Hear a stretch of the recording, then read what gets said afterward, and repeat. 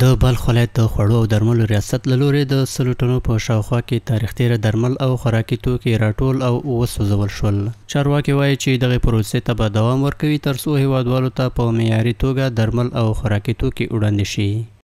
در وزن مجموعیش 100 تن است که 70 تن مواد غذایی فاقد کیفیت و همچنان تاریخ گذشته و 30 تن ادویه فاقد کیفیت غیر مجاز تاریخ گذشته و همچنان ادویه تقلبی است که ما نتیجه لابراتواری منفی بوده. ما از تمام نقاط شهر مزار شریف و ولسوالی های ولایت بلخ ما جمع‌آوری کردیم. امروز این هدر میشه. بسیار مهم هست که باید دوا باید کنترل شود یا غذاهایی که به کیفیت در چسب کنترل شود تا اینکه مریضی زیاد میشه و دیگه مشکلات برای مردم زیاد میشه. باید این کنترل شود.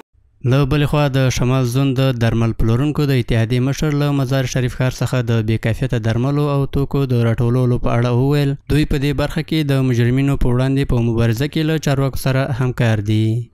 ما خو یک تعداد دوا را خودم جمع‌آوری کردیم و همکار با ریاست دوا و غذا 24 ساعت همکاری هستیم، همکار می باشیم و دوایی که جا در کردیم این را خودم جمع‌آوری کردیم و دیجا توسط تیم امی اتحادیه آورده و دیجا در شد. د یادولو وړ ده چې د بلخ ولایت د خوړو او درملو ریاست د وارداتي درملو او خوراکي توکو د کیفیت د کنټرول په موخه د عصري او مجهز لابراتوارونو د فعالولو هوډ لري چې اوس مهال د نوموړي ریاست د لابراتوار ټیم هر ورځ په حیرتانو بندر کې فعالیت ترسره کوي.